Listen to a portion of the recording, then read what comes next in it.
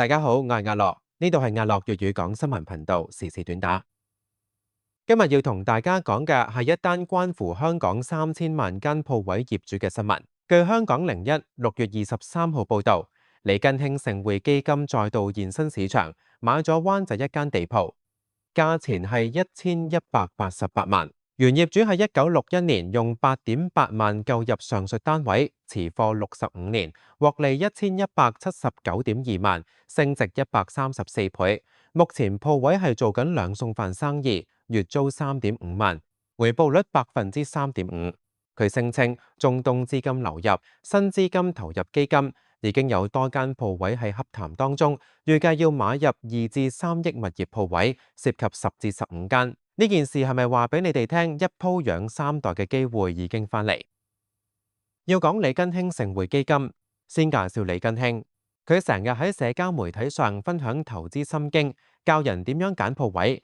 佢嘅論調非常樂觀，鋪位永遠都升。回顧李根興喺2025年3月嘅言論，李根興預測鋪市會 V 型反彈，價格升3%至5%，租金升5%。結果呢？核心區鋪價全年跌17.1%，租金跌76%，預測完全失準，現實完全打晒佢嘅面。盛匯基金2025年嘅數據，基金只係有賣鋪而冇買鋪。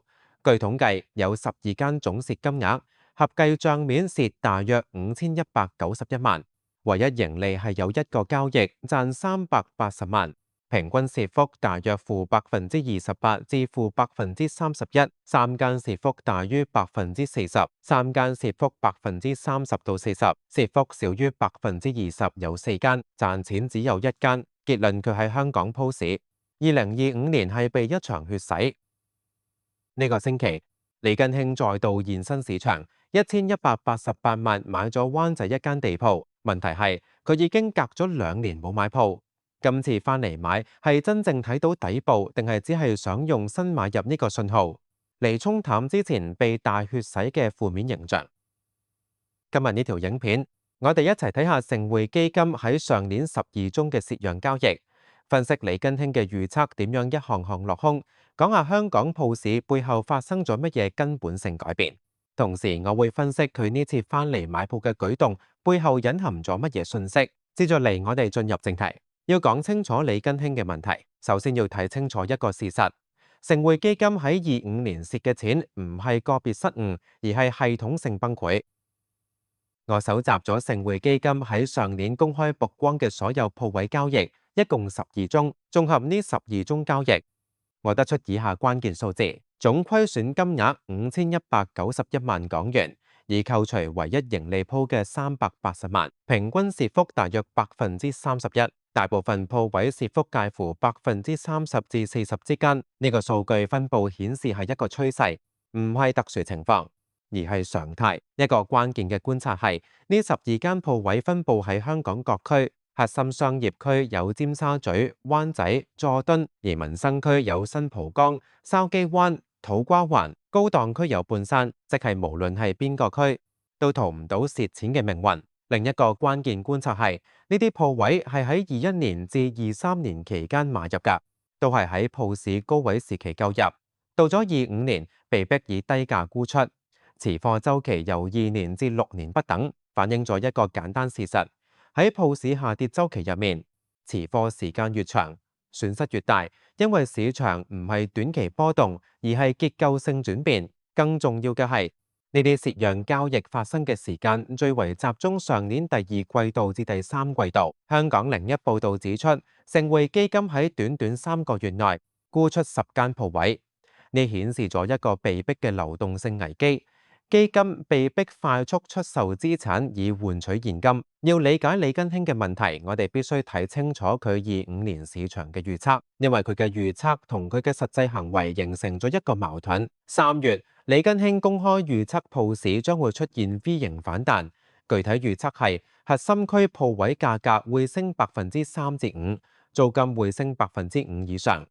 呢個預測嘅邏輯基礎係鋪市已經跌到底，會自動反彈，只要等時間，鋪位會升返。但實際市況點樣呢？根據仲量聯行嘅官方統計，25年全年核心區街鋪價格累計回落17.1%，而租金根據第一太平戴維斯喺26年初嘅報告，核心街鋪租金比起高峰期已經累計回調76%，呢個係一個毀滅性嘅對比。李根興預測價格升3%至5%，現實跌17.1%。至於租金，李根興預測升5%，現實回落76%。點解會咁樣？因為李根興低估咗市場已經出現根本性改變，港人北上消費呢股新趨勢一發不可收拾。25年中式餐館收入暴跌4.9%。點解？因為香港人去咗深圳食飯，當深圳一隻燒鵝可能得香港1/3價錢，市民都識揀。所以李根興上年初講嘅 V 型反彈論，其實係基於舊時代嘅邏輯，佢睇唔清楚時代已經轉變，或者佢睇到，但就仍然喺幻想中保持樂觀。到咗上年8月，李根興終於承認咗失誤。佢喺媒體訪談中話自己 financially terrible。佢坦承大幅蝕讓係為咗維持基金嘅貨如輪轉，即係需要快速出售資產以回籠現金。呢個轉變反映嘅唔係個人失誤，而係一個被逼嘅現實。預測失準，投資者失去信心要贖回，所以要快速套現。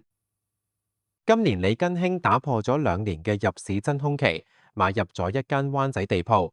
呢筆交易值得深入拆解。先睇一個背景，原業主於1961年僅以8.8萬港元購入呢間鋪，持貨65年，獲利134倍。呢個數字代表乜嘢？代表係一間鋪可以養3代呢句金句嘅完整週期。但更重要嘅係，呢個老業主為乜嘢要喺今年賣出？答案係佢冇咗信心。65年嘅信心喺今年決定套現，呢個信號非常重要。佢見證咗鋪市嘅起伏，最終決定離場。而李根興點解要喺依家入市？佢嘅表面理由係價格已經回咗70%，銀行放水。睇下呢個交易嘅租金回報，1188萬，買一間回報3.5%嘅鋪。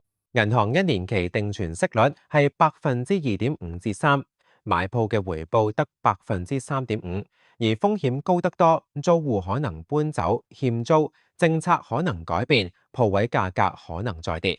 邏輯上，銀行做定期好得多，咁點解李根興仲要買？我見到有2個可能性。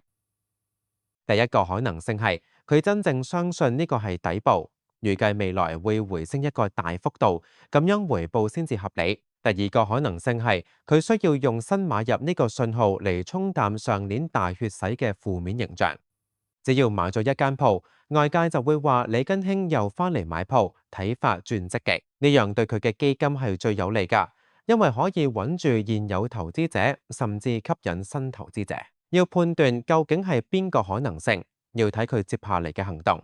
佢話要喺26年買10至15間鋪位，涉及資金2至3億。但到依家已經3月底，暫時新聞只係見買咗一間。如果再冇相繼交易消息，我傾向於相信呢次買鋪只係假動作。依家進入一個更大嘅故事，香港零售業正面臨一個範式轉移，即係遊戲規則完全改變。25年嘅一個數據非常驚人，中式餐館收入暴跌4.9%。點解會咁樣？因為香港人去咗深圳食飯，一簽多行政策，加上大灣區1小時生活圈，港車北上，香港人北上消費已經係日常。根據香港統計處，25年香港居民赴深圳訪問量達2450萬人次，按年上升28%，估計今年會達到3000萬人次以上。按香港人口700萬計算，人均每年出境深圳4至5次。零售業正面臨3座大山，第一座大山租金，零售商而家租金佔營業額20%到30%，呢個比例已經係不可持續。第二座大山，原材料成本上漲10%至15%，第三座大山，人力成本上漲超過3%至5%。一個零售鋪面對要俾貴租，成本又要加，人工又要加。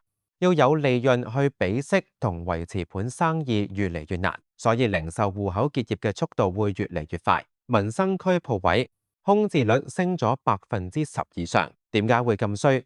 因為同城化，以前你屋企喺邊個區就喺邊個區嘅鋪買嘢，依家去深圳比出香港島仲快，買嘢又比香港平。港車北上加大灣區消費呢兩股力量，已經完全扼殺咗香港民生店鋪嘅生存空間。我再同大家講一個再壞啲嘅情景，假設李根興買咗灣仔呢間鋪，再冇其他交易，件事可能代表連盛匯呢啲專業基金都再次修正睇法，睇淡後市。又或者冇錢再買，而家深圳房價已經低香港2倍，深圳鋪位租金比香港平50%以上，香港 GDP 喺中國嘅佔比由5%跌到2%，1小時生活圈已經成為現實，香港鋪市無法對抗呢股大勢，迎面有3條路，第一條死路，正面衝向低檔民生細鋪，冇人救；第二條窄路，核心商業區高檔鋪因為仲有啲流量，但租戶換咗，消費水平降級。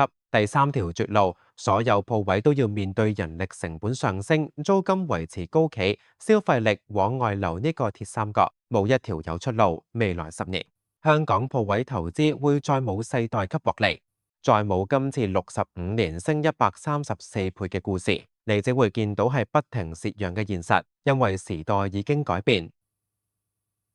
以上就係我今日嘅睇法。如果你贊同或者唔贊同我嘅睇法，都歡迎喺留言區同我討論。請 like、subscribe、share。